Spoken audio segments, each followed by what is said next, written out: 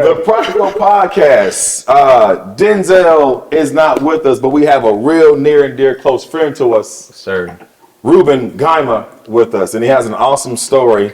I really want you guys to hear this story about how he has got here with us. Yes. An amazing story. So I'm going to ask off top, and then we're going to roll right into it. But first, let's give a big shout out to the Sovereign brand. Yes, we're sir. toasting. Please, we're toasting. Yeah, Shout out. Shout out. Yes, Oh, yes. shit. You just stole my toe. Oh, this is yours. Oh, my bad. There goes. Here you go. Redo. I'm a little lit right now. I'm taking everybody's turn.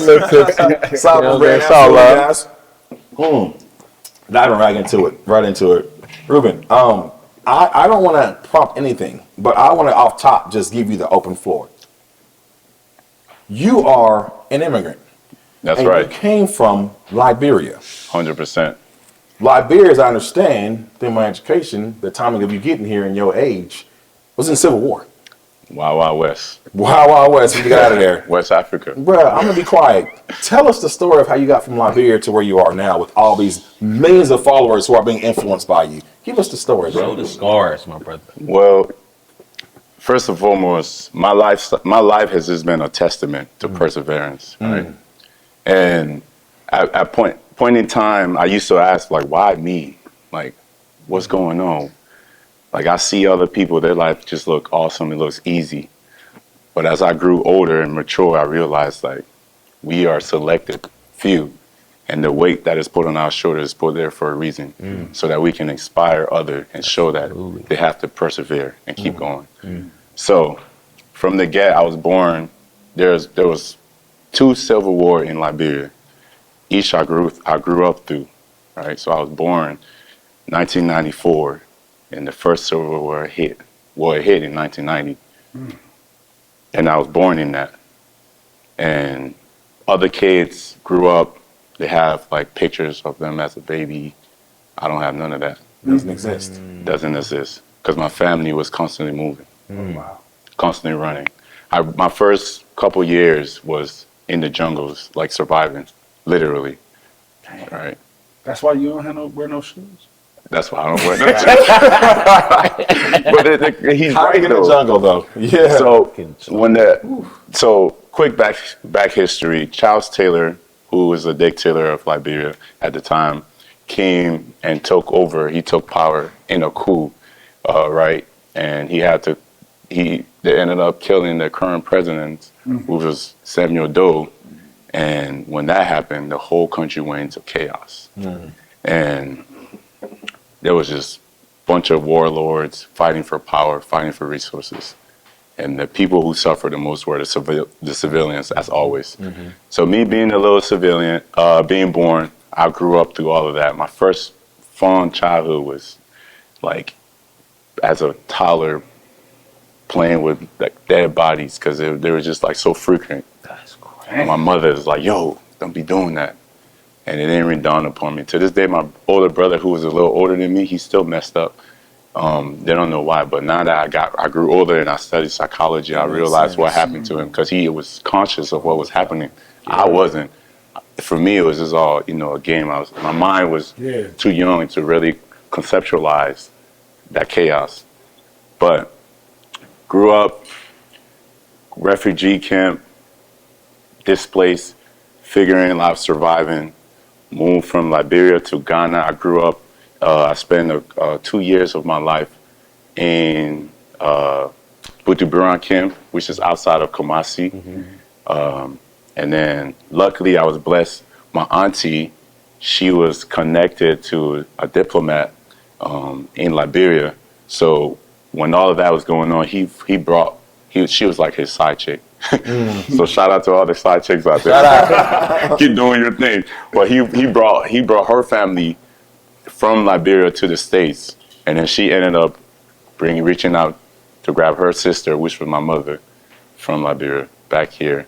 All of that happened before the age of 7. Damn. Yeah. And this is under the first Civil War. Yeah. There's a second Civil War you mentioned. There was a second one. When does the second Civil War happen? How do you flee that?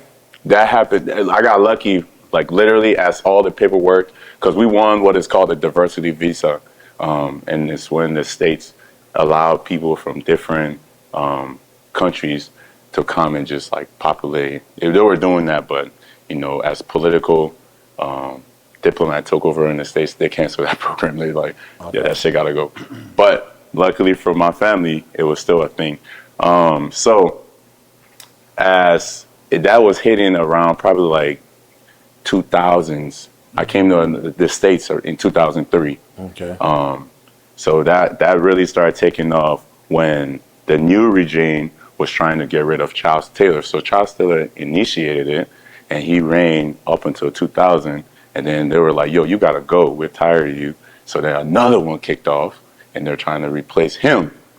So, but I didn't experience that too much because like 2000 started. By the time it hit the city of Monrovia, all our stuff was already good. Like literally a week after we left, the whole city of Monrovia went into chaos. And I was talking to family. Well, I wasn't. I was still young, but my parents was like, I was talking to family, like they're back into chaos all over again. And it really just created this, like, I thrive in chaos, which is crazy. And because immediately when I came to the States, went to high school, as soon as I turned 19, I joined the military and I picked the most dangerous job as I could. Army, Air Force? Army, combat engineer. Congratulations. So, That, wow. right? Yeah. Ooh. Yeah. And if you're familiar, that's not a light. No, Yeah, combat you engineers in a the lot. front. You Yeah, in on the front line. You in the Yeah. front line. Okay. So what we did was we were the ones that went out to find IED explosives and then clear the path for like the infantry troops to go out and accomplish their mission. So we would go out, clear it, and then we'll be attached to them. And then whenever we'll go, we'll do whatever they needed to do, pull up some extra manpower, all of that. Wow. So incredible. it was crazy. It was a crazy life, but I feel like Thank I you was for the your right service. one. Yeah. Appreciate you. Thank you. You're for the your mission service. support behind the support, and you feel like your upbringing is why you were able to lean into that position as a patriot. It's funny because I don't think many Americans honestly understand what a patriot looks like. And here you are as an actual immigrant adopting the ideology of America to the point of actually risking your own life to push the idea of patriotism. Right. So you're not the likely patriot they look to see and congratulate. 100%. So perseverance as your opener is definitely an awesome way of, if you had to synopsize this, that would definitely be the word that would do that, to encapsulate it all. Tell me this then, bro. Your influential platform as an influencer. What is your mission right now? What are you after? What do you want to? What's the takeaway you want people to have when it comes to your platform? So for my platform, one, the key thing I want everybody to understand is just creating a space to find your peace, right? So that's why you see I'm always with my animals. That's my sanctuary, right? With all the craziness that has happened, the one thing that has been consistent and has helped me keep my sanity is finding my inner peace and balancing myself. That's the key thing. Two is fitness. You have to be fit. Right. You have to take charge of your body and your life. No matter who you are, what your endeavors are, what you're doing, mastering your fitness is just going to give you the mental fortitude, the physical strength, the emotional strength to push through whatever you have to deal with, whatever obstacles you have to face to accomplish your goal and to be who you want to be. Man, I'm sitting here and I'm lying to you. I don't want to do this, and if it happens, so be it. I'm getting misty thinking about the idea of how you apply wellness in your life, the balance you found, which is wow. You found solace in taking care of the animals. 100%. I've seen on your page everything from goats to chickens, literally, even down to your dogs, who you take such good care of. It's such an incredible, through all of that, to build one of the most extraordinary physiques I've ever seen. Bro, You're what, 6'4"? Stepping too though. Right, you're thirst trapping. Dog, But yeah, you got a thirst trap. I know what you're doing. But you're It's a tool. 6'4". Yeah. You have these small joints.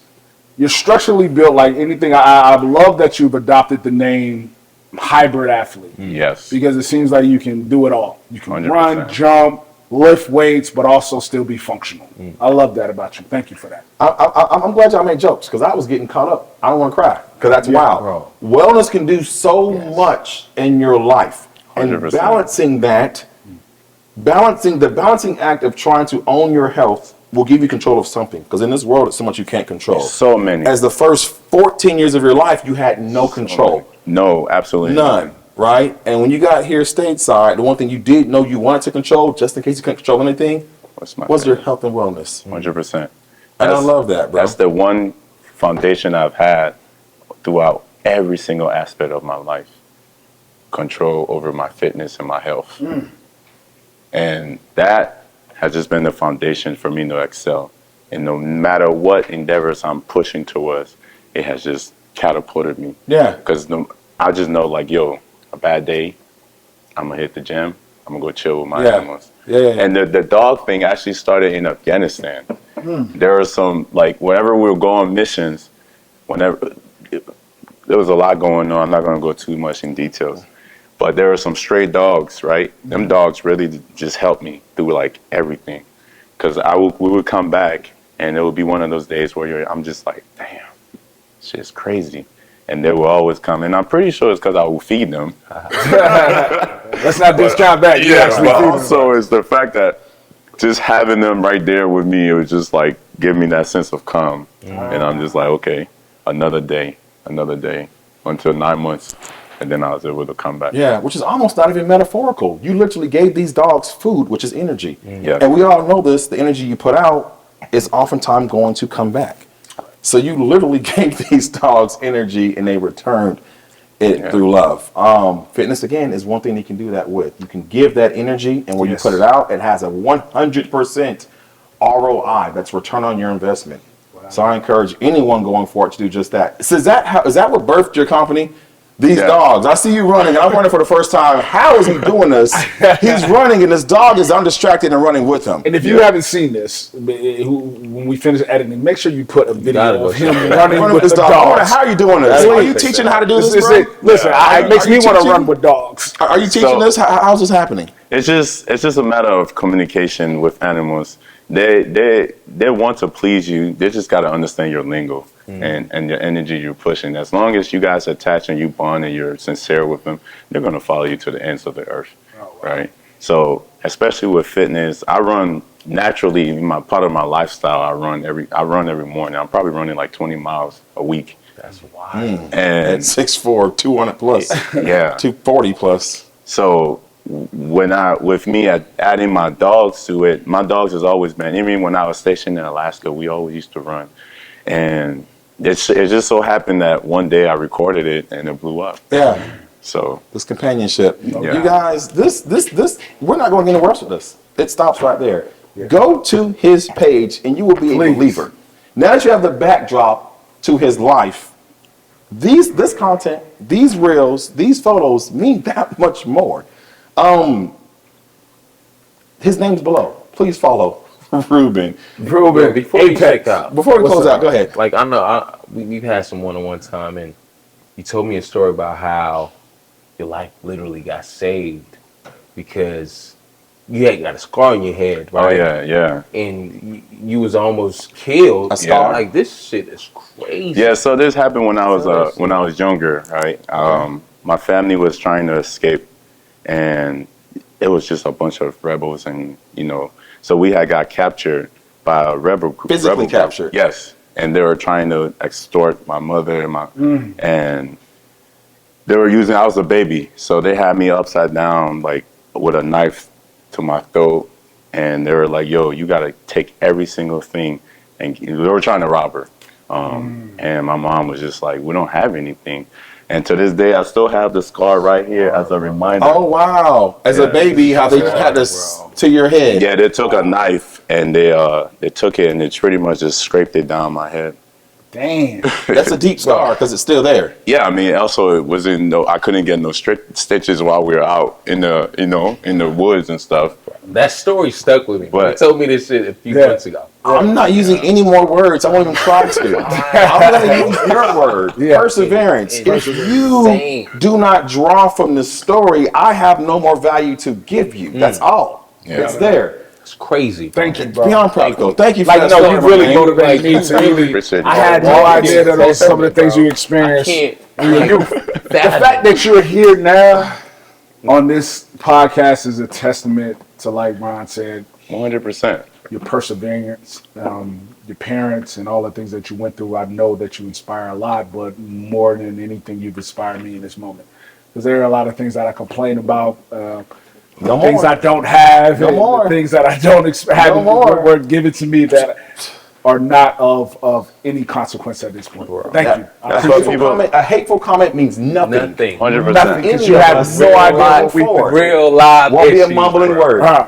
Like, So, Thank you. serious. One thing I will say is like when you go through stuff, everybody's gonna deal with, situations. But it's up to you. You have a choice. That's what I've learned from my whole life experience. Like, yes, I don't control the external aspect of it, but I control inside. And I have that choice to make a decision to either let it impact me positively or negatively.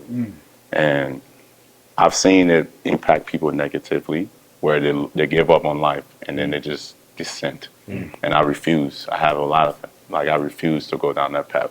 So it's a choice, guys. Life is not meant to be easy. If you want to accomplish greater things and learn and be of that top percent or that top percentage, your life is not going to be easy. Thank you. It has to be difficult, because in that difficulty, you're going to develop this characteristic and skills you need to inspire the masses and achieve those goals. So you got to just embrace it. Appreciate it. And that's it. This podcast airs at the end of 2023 or the beginning of 2024. Yes, sir. Make sure you watch it going forward. You guys, I'm Big Ron Jones. What's my game? Practical advice for your real world goals. Let's go. Appreciate it. Let's Thanks go. for tuning in.